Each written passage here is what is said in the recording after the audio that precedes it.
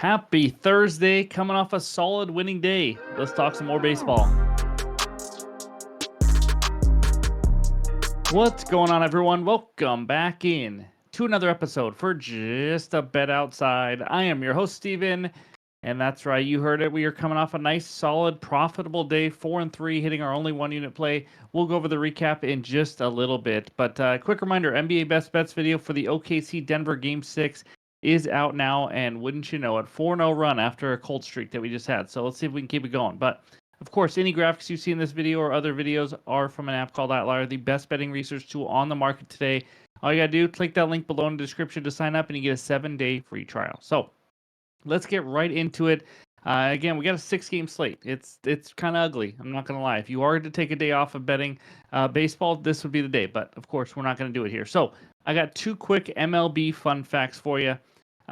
Here we go. The last American League MVP that was a switch hitter was Vida Blue in 1971. He also pitched, by the way. Again, all stuff for your trivia nights. In 2017, pitcher Luis Perdomo of the Padres hit 109, 5 for 46. Okay, normal for a pitcher, right? 4 of his 5 hits were triples. I mean, just an 80% triples guy. It's just what he is. But anyways, in this video, we're going to recap yesterday again, nice solid day, and then go over the good and bad hitter matchups. And because it's Thursday, we're going to give you who's on fire and then give you the good pitcher strikeout matchups, the full pitcher report, and then the best bets, and we'll finish it with the recap. So hit that like button if you haven't already. Leave a comment below to help this channel continue to grow. If you're new to the channel, you know what to do. Hit that subscribe button. Come join this awesome community we have here. But let's get this baseball journey started, and that means it's recap time.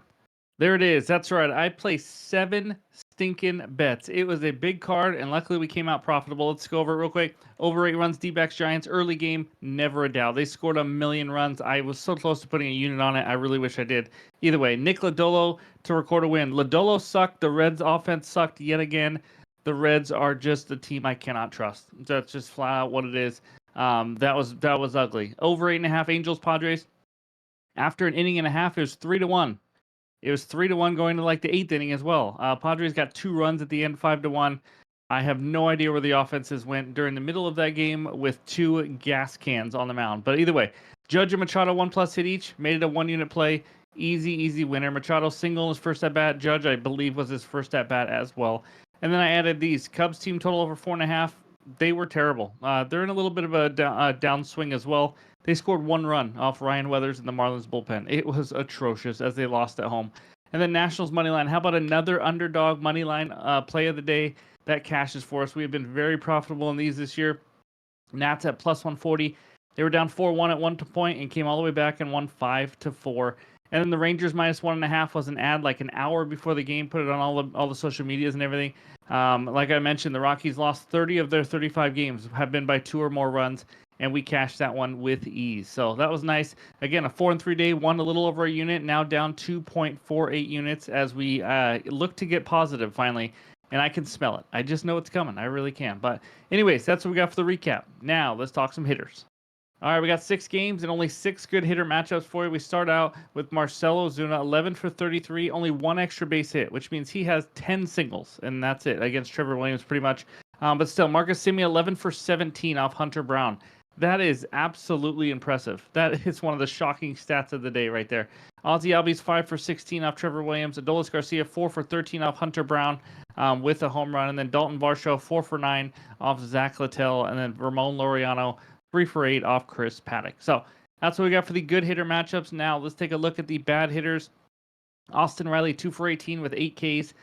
Spencer Steer 2 for 15, and Santander has been struggling for Toronto 2 for 14, and then TJ Friedl 2 for 13 against Bryce Wilson. So that's all we got for the hitters. Now let's talk who's on fire. All right, if you're new to the channel, we do this once a week, every single week, just letting you guys know who is on fire in the last 7 days to kind of get into their hot streaks and all that kind of stuff. But how about Hunter Goodman, 414, right up there on top with 8 RBIs. You see another couple guys with 8 RBIs, Gavin Sheets, Rafael Devers, and then you go all the way to the bottom. How about Javi Baez? That's right, the guy who they have hitting 9th this year. He has 9 ribbies, 350. He has been hitting the ball well. Big reason why the Tigers are playing well this year. But other than that, Aaron Judge, 476. No surprise. It's not that much higher than his real average for the season. And so on and so on. You got Lindor, Pena, all hitting, both hitting 409 as well. So that's page one. Again, hopefully this helps you guys out today and obviously the rest of the weekend. Now let's check out page two. Just 5 of them. Ernie Clement, of course, right? Hitting 500 with 3 ribbies in the last 7 days. And then we got Xavier Edwards, Mountcastle hitting 400, Jose Ramirez, and the man, the myth, the legend, Jackson Merrill, 526 with 5 ribbies. So that's what we got for Who's on Fire. Now let's talk some strikeouts. All right, we actually have no good pitcher strikeout matchups, but still wanted to give you some info, and you'll see why we don't. These are the top 3 pitchers right here that have the highest K rate on the slate today.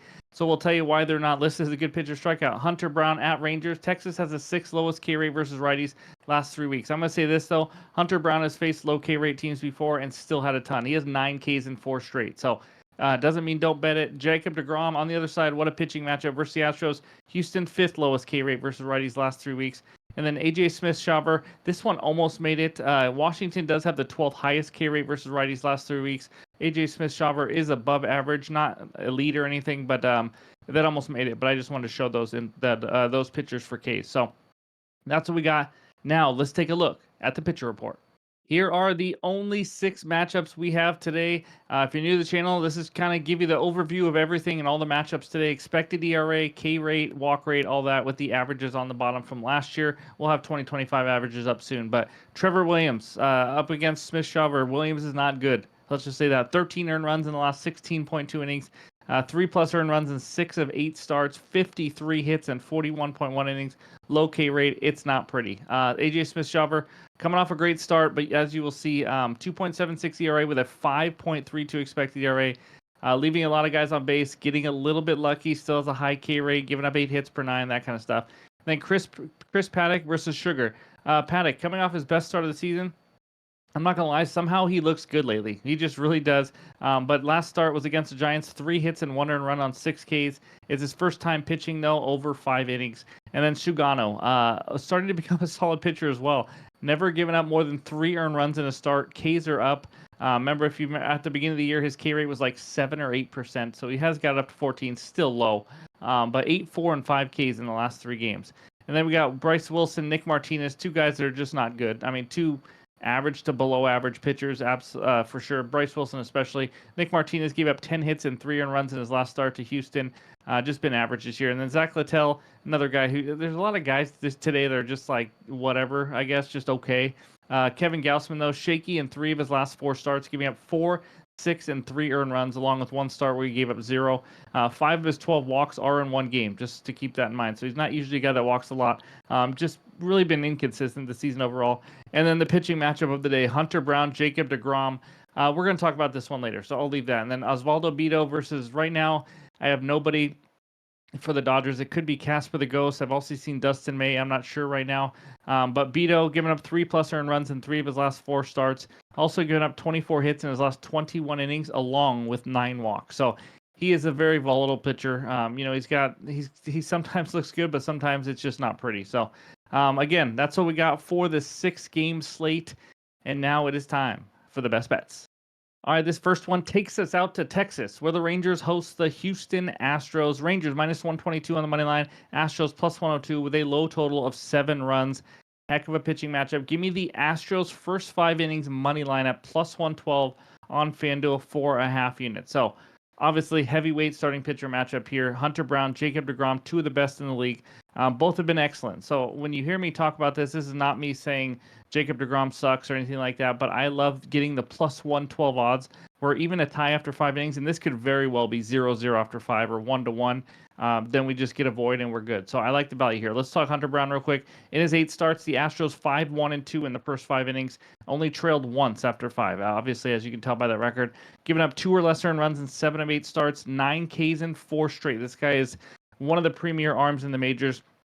His baseball savant numbers are insane. 97th percentile in exit velocity and hard hit rate. Hitters literally just can't hit him hard. 92nd percentile in K rate. Like I mentioned, 9 Ks in 4 straight will do that. He's absolutely dealing. He just is.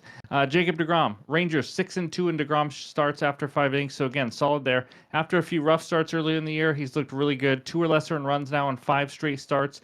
I would love for him to give up 2 in the first 5. I think we got a chance to cash this if that's the case. Some great savant numbers for him, obviously, because he's been one of the better ones. getting hit a little bit harder with a lower K rate than Hunter Brown, but still obviously solid.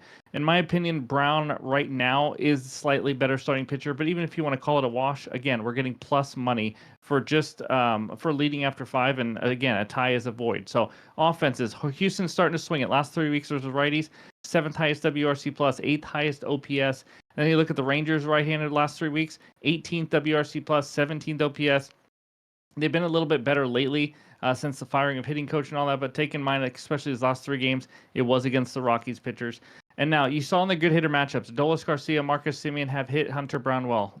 You know, it could be a little bit of a worry, obviously, but you have to take it into account that a lot of those at-bats were when those hitters were actually hitting the ball really well. Garcia is hitting 221. Marcus Semien is atrocious. He is hitting 179 this year. So I don't take too much stock into it because that was back in the last couple of years when they were, you know, hitting the ball well. They won a World Series and all that kind of stuff. So overall, I'm not going to deal with bullpens. There's some tired arms. Houston just used Hader and a couple other guys.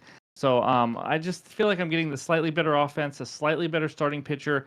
At plus 112, I got a bite. Now, the margin for error here is low. The 3.5 total in the first 5 is there for a reason. It might be the first 1-1 in the first 5. But again, I'm going to take a chance. Hopefully, the Astros can scratch out a couple runs here. We can have the lead after 5. So give me the Astros first 5 innings money line as my first best bet.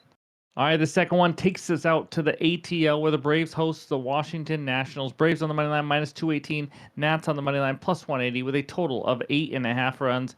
I got a player prop. Give me AJ Smith-Shawver over 16.5 outs recorded at minus 115 on DraftKings. So I really like what I've seen from him since his call up.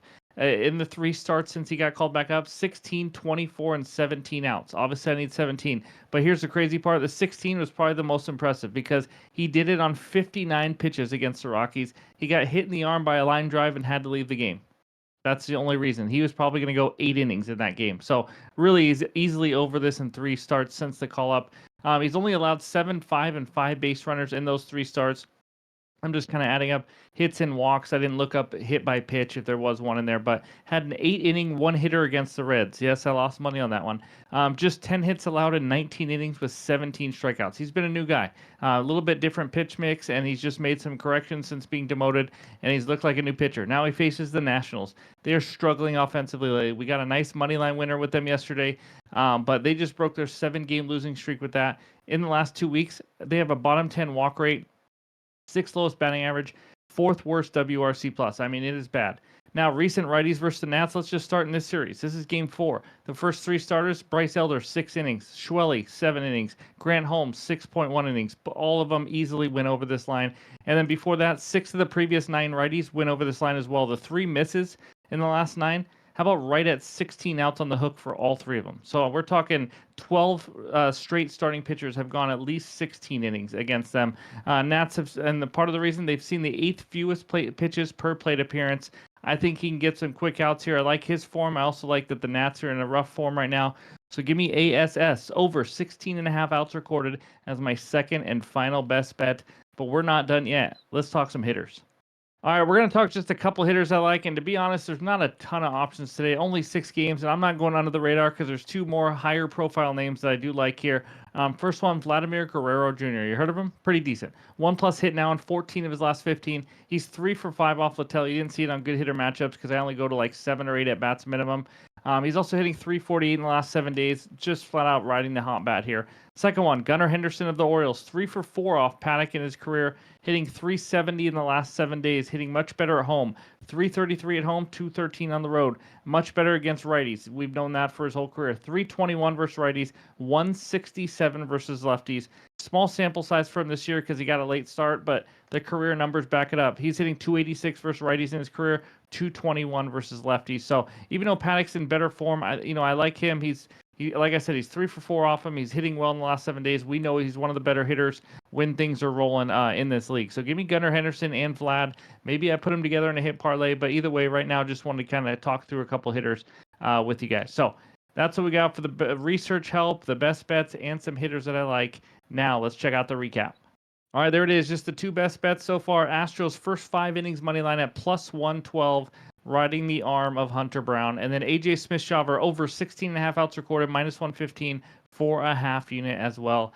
Thank you guys for watching. As always, I really appreciate the support. Again, hit that like button if you haven't already, but hope you guys have a great Thursday, and we'll talk to you soon.